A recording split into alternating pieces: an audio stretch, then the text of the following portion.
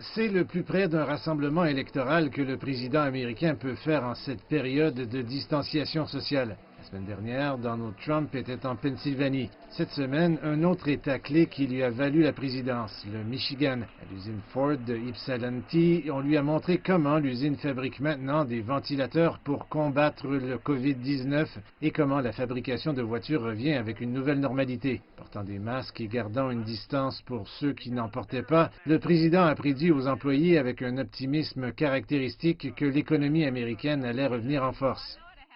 Vous allez voir des chiffres incroyables à partir de juin, juillet.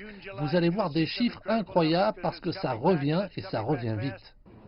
Le Michigan a été durement touché par le COVID-19. Plus de 5000 morts et 50 000 cas qui n'ont pas empêché le président américain de critiquer la gouverneure de l'État, Gretchen Whitmer.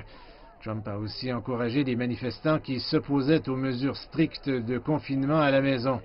Mais Whitmer est populaire au Michigan et elle dit que la réouverture prendra du temps et de la patience.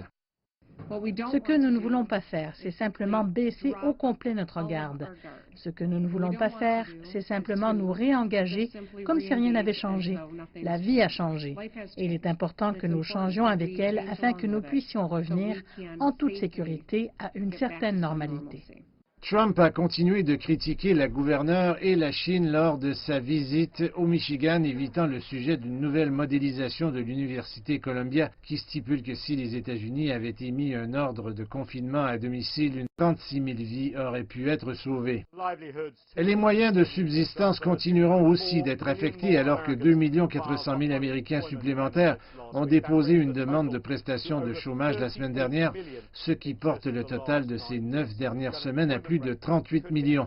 Et puis le taux de chômage pourrait atteindre 20% ce mois-ci alors que les coûts liés au COVID-19 ne cessent de croître.